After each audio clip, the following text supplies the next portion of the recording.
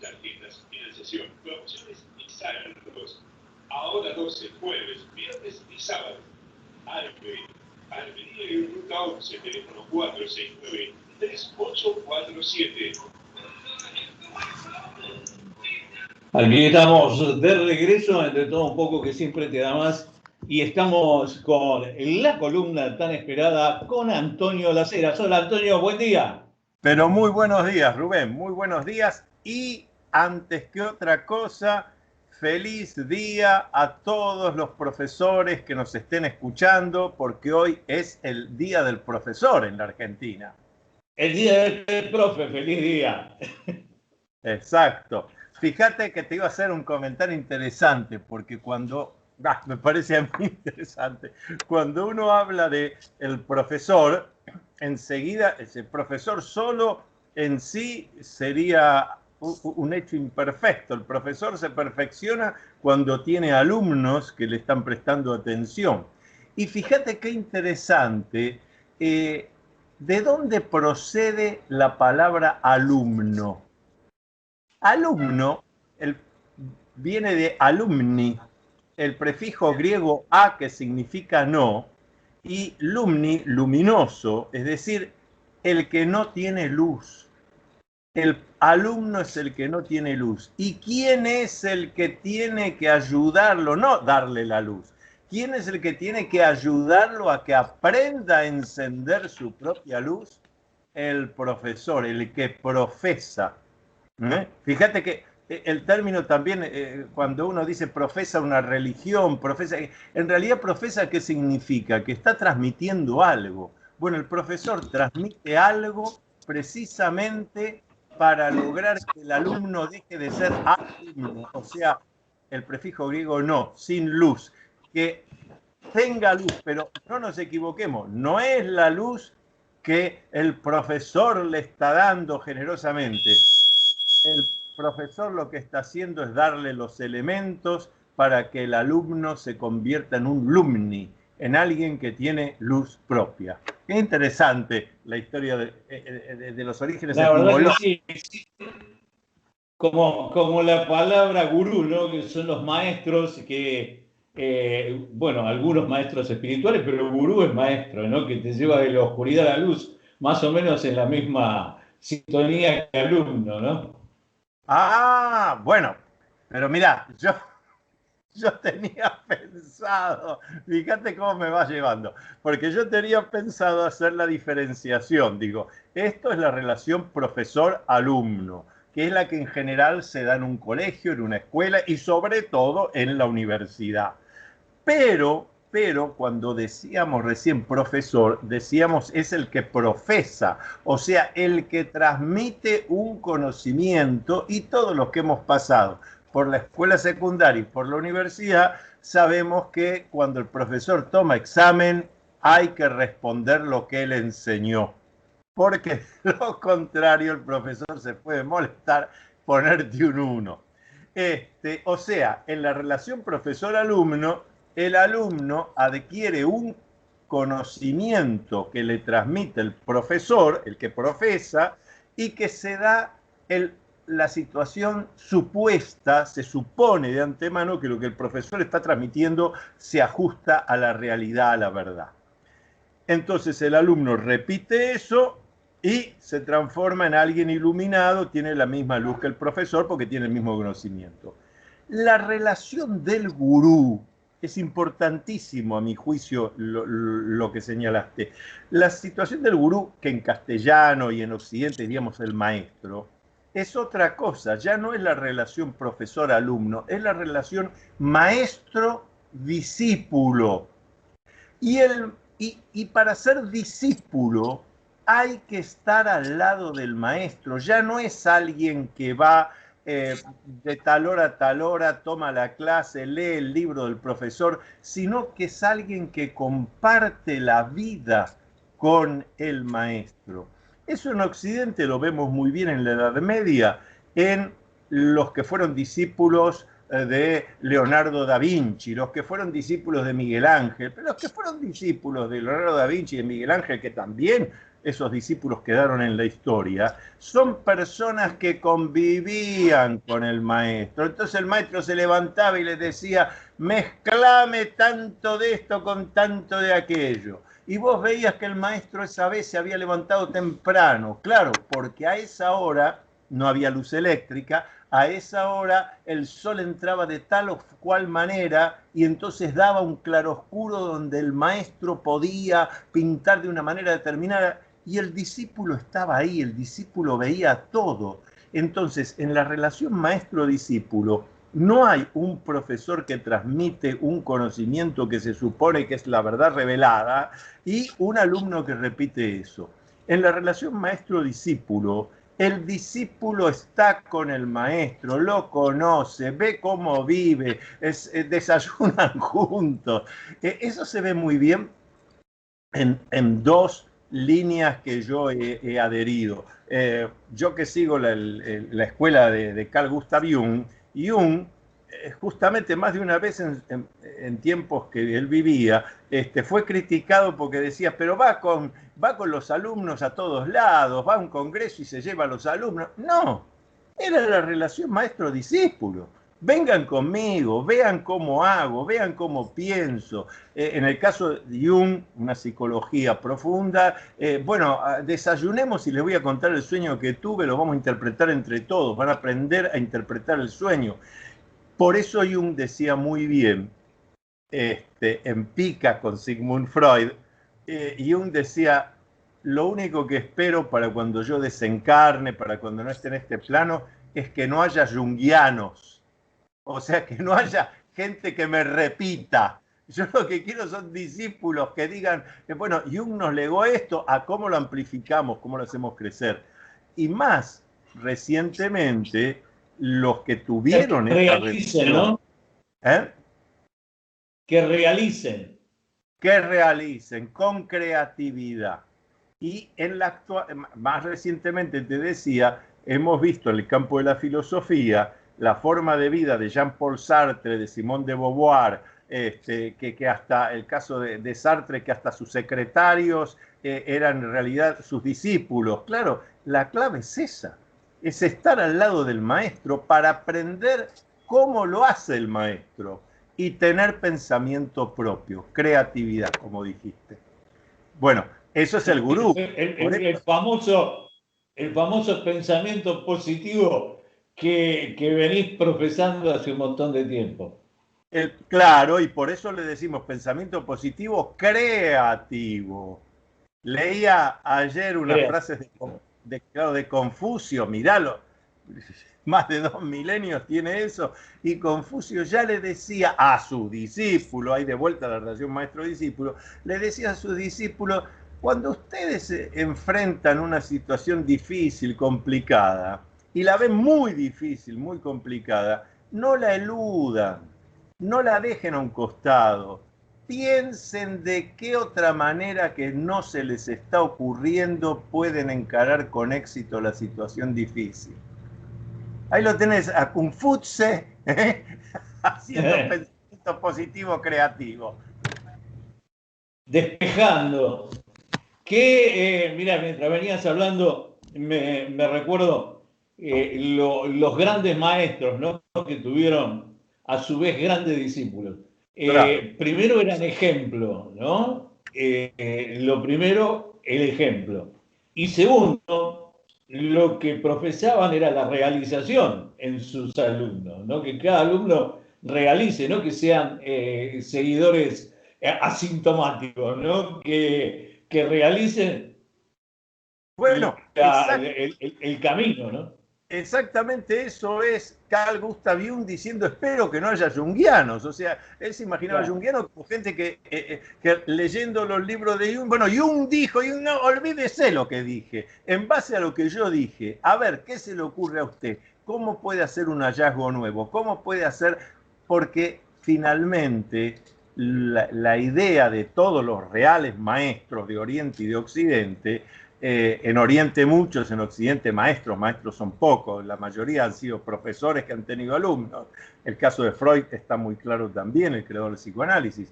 Pero la cuestión es que uno se pueda volver único e irrepetible. Es decir, que haya alguna originalidad en uno. Que el hecho de que yo haya aparecido como un miembro más de la especie humana, mucho o poquito, una semillita, pero que mi vida haya aportado algo que si yo no hubiera nacido y no hubiera vivido, eso la humanidad no lo tendría. Aunque sea un pequeñísimo aporte. Eso es ser único e irrepetible. Pero para eso tenés que tener pensamiento positivo y creativo. Así es. Sabés que quería enganchar esto con el tema del que vamos a hablar hoy, que estuvimos hablando ayer también un tanto con Sari Méndez, esta investigadora Sí, sí. mexicana. Sí, sí. Y de esta vida en otros, estos indicios que hay de vida en otros planetas y también, entre comillas, en el espacio. Y, y hablábamos de la vida no como la imaginamos nosotros, ¿no? Quizás otro tipo de vida que tenga como base otro tipo de energía que la que utilizamos nosotros, ¿no? Y por lo tanto que se haya adaptado, bueno, nos vamos a las profundidades de los océanos y tenemos organismos que tienen varias atmósferas de presión sobre sus espaldas y viven y se desarrollan lo que un ser humano no podría soportar sin trajes especiales o sin elementos especiales, ya ni siquiera traje un segundo, ¿no?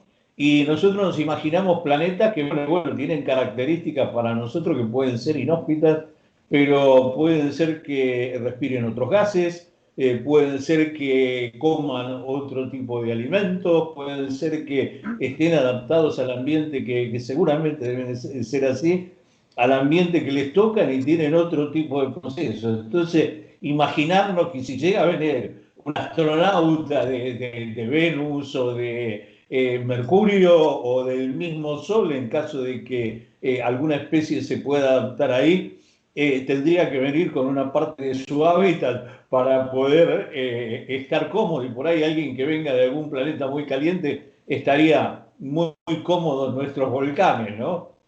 Claro, pero obviamente ese extraterrestre tendría que venir con su traje espacial que le permitiera estar caminando por la superficie aquí del planeta Tierra, mientras nosotros decimos, pero si nosotros no necesitamos ese traje. No, no lo necesitamos porque hemos nacido acá y nos hemos adaptado. Ahora, dos comentarios sobre lo que acabas de decir. Uno, empezando por algo concreto y preciso de cómo hay que amplificar la mente cuando hablamos de la capacidad que tiene la vida para abrirse paso. Yo recuerdo una frase que suelo repetir y veo que a muchos le ha quedado grabada de la película Jurassic Park. En Jurassic Park, uno de los protagonistas en un momento dado dice: la vida siempre se abre paso. Esa frase yo la digo, se me pone la piel de gallina porque los hechos, y ahora no vamos a especular, les voy a dar un ejemplo concreto, actual, publicado, investigado. Hace algunos años, dentro de los tantos momentos en que se habló de limpiar el río que llamamos Riachuelo, y que tiene cargas de metales pesados como plomo y demás, el comentario de los científicos que iban a hacer los estudios para limpiar ese río, volverlo con aguas que pudiera haber vida en él, haciendo sus primeros estudios, dijeron categóricamente: mire, ninguna forma de vida conocida en la Tierra puede aguantar en estas aguas están envenenadas, tienen metales pesados, restos de petróleo, acá no hay posibilidad de vida. ¿Cuál no sería la sorpresa cuando, empezando a estudiar en el microscopio las muestras de agua extraídas del riachuelo, había seres microscópicos que no solo eso, sino que se alimentaban del plomo y de todas las cosas que nosotros siempre no podíamos hacer? Este es un ejemplo categórico, esto lo pueden buscar, está publicado por las revistas científicas, es decir, algo que de antemano, diríamos un prejuicio humano, no, en esas aguas de ese río al cual podemos ir a tomar las mediciones, a sacar muestras, las condiciones que vemos y que hemos investigado, aquí no hay posibilidad de vida alguna. Sin embargo, la vida siempre te abre paso y había formas de vida. Esto es categórico, no hubo que ir a la luna, esto está aquí a pocos kilómetros. Claro, lo mismo que en el reactor de Chernóbil, que parece ser que se desarrollaron unos hongos que se alimentaban de radioactividad. Exacto, bueno, ahí tenés otro ejemplo maravilloso. Y no solamente se alimentaban, sino que esos hongos adquirieron tamaños gigantescos, fuera de lo común, porque la radiactividad, no solo se alimentaba de la radiactividad, sino que la radiactividad los fertiliza, los hace crecer mejor que en condiciones normales. Bueno, entonces, esto es lo que tiene, la palabra se la robé a uno de los grandes de la investigación OVNI, pioneros de investigación OVNI en la Argentina, que fue Ariel Ciro Rieti. Rieti decía, hay que cosmizar la mente, hay que dejar de pensar en términos terrestres. Y te estoy hablando de algo que nos enseñaba Rieti, yo tendría 12, 14 años, te estoy hablando de los años 60. Y Rieti ya decía, hay que cosmizar la mente. Por eso fue él uno de los primeros, claro, lo hizo en la Argentina, no tuvo la repercusión necesaria, pero fue uno de los primeros que creó ya no solo un auto a energía solar. Rieti fue uno de los primeros creadores, y el prototipo existió, estaba, voló, de una avioneta a energía solar. Todo eso fue hecho acá en la Argentina entre los años 70 y 80. Bueno, y Rieti nos decía eso. Ariel Ciro Rieti, hay que cosmizar la mente. Entonces, cosmizando la mente, nosotros nos damos cuenta que hemos sido un poco, bastante egoístas y mezquinos de pensamiento al suponer que las formas de vida en otros planetas, ya no hablo de otros sistemas solares, aún en nuestro planeta, en nuestro sistema solar, que las formas de vida se tienen que ajustar a los parámetros que conocemos aquí. Aquí, en la Tierra, prácticamente todas las formas de vida, sobre todo las más desarrolladas, están basadas en el carbono. Pero, ¿y no puede haber en otros planetas formas de vida basadas en el silicio, por ejemplo? Claro. Y entonces no tendrían necesidad de respirar, quizás. Se multiplicarían de otra manera. Y así siguiendo. Yo estaba recordando, cuando preparaba esta conversación nuestra de hoy, que en uno de mis primeros libros, ya recontragotado, que se llamó La clave de los ovni, yo dediqué un capítulo a algo que en ese momento, comienzos de los 80, se hablaba bastante a raíz de declaraciones de los astronautas, después se dejó de hablar. Yo titulé ese capítulo, copiado de algo que decían los astronautas, Las medusas del espacio. Porque hay, y después yo lo recopilé en el actual, en OVNIs, los documentos secretos de los astronautas, que sí es vigente, está actual. Levantalo un poco a la cámara. ¿Qué tal está ahí? ¿Se ve bien? Ahí está. Ahí está el título. Ahí está. OVNIs, los documentos secretos de los astronautas. Este sí se puede conseguir. Entonces, pero ya viene de aquel libro. Los astronautas han hablado más de una vez, sobre todo los primeros de las cápsulas Mercury, Gemini, de que alrededor de ellos, dando vueltas en torno a la Tierra, aparecían unas formas fosforescentes que iban cambiando, realmente como si fueran medusas, las medusas del mar que vemos en el litoral atlántico, pero flotando allí y en el espacio. Y más de uno de los investigadores decía, después se dejó de hablar esto, pero decía, claro, ¿por qué no va a haber formas de vida muy enrarecidas que puedan estar flotando en el espacio, yendo hasta de un sistema solar a otro, una galaxia, flotando, porque tenemos, si cosmizamos la mente, podemos hacernos la idea de que así como el ejemplo que vos dabas, en los océanos terrestres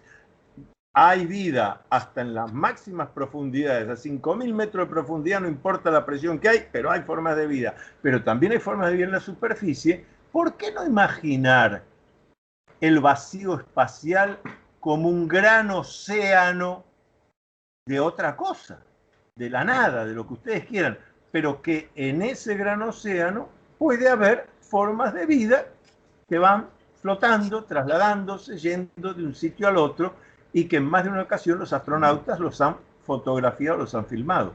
Ellos decían las medusas del espacio. Después se dejó de hablar de eso. Yo diría muy sospechosamente se dejó de hablar. ¿Sabes que hubo un testimonio no hace mucho tiempo de que habían hecho un estudio que fuera de la estación espacial se desarrollaban determinado tipo de bacterias, o sea, en el vacío, en el espacio, que me llamó poderosamente la atención y abre la puerta a cualquier cosa. Claro, claro. Y lo que es más, algunos, haciendo por vía de hipótesis, desde ya no es algo comprobado, pero analizando, deduciendo, planteaban, claro, las partes con las que se armó la Estación Espacial Internacional fueron aisladas, se tomaron todos los recaudos para evitar la contaminación en el espacio, pero claro, esas formas de evitar la contaminación nunca son 100% seguras. No hay una manera absolutamente segura de esterilizar todo. De manera tal que estos elementos específicamente microscópicos, algunos pueden haber sido trasladados en las partes con las que se armó la Estación Espacial Internacional, que ya lleva más de 2 décadas en el espacio. En esas más de 2 décadas puede haber ocurrido que aún en el vacío exterior, bacterias, virus, puedan multiplicarse. Vean el caso de una bacteria. Una bacteria es un elemento extraño para la ciencia, porque la bacteria por un lado se comporta como si fuera un mineral y por otro lado se comporta como si fuera un organismo viviente. Y de hecho lo es, pero también tiene aspectos de mineral. En esas condiciones tan fuera de lo común, ¿por qué no se podría reproducir aún en el vacío exterior, del espacio exterior? Y abriría la puerta a todo esto que estás comentando vos, ¿no? Que puede haber formas de vida flotando en el espacio que no conocemos, ¿no? Y el espacio es tan vasto y tan grande que seguramente puede haberla en abundancia también. Sí, yo además tengo la sospecha, debo decirlo, tengo la sospecha de que tanto la NASA como Roscosmos, la empresa soviética de investigación espacial, con sus sondas automáticas, sus investigaciones, yo estoy convencido que ya han encontrado formas de vida, por ejemplo, en el planeta Marte, y que nos lo están transmitiendo de una manera muy dosificada. Hablo no de marcianos como si fuéramos los humanos, antropomorfos. Hablo de formas de vida. Quizás sean formas de vida menos desarrolladas o más, no sabemos. Hay que admitir que con la mayoría de las espacionaves automáticas enviadas por rusos, norteamericanos, hasta por la Unión Europea a investigar Marte, con la mayoría de ellas han pasado cosas muy raras. En general todas han salido de manera perfecta, han pasado varios meses rumbo a Marte, pero muchas de ellas, en el momento en que tenían que acercarse ya para hacer las maniobras que permitieran o entrar en órbita de Marte o descender amortiguadamente la superficie marciana, le pasaron cosas de lo más raras y más de una desapareció. desapareció repentinamente.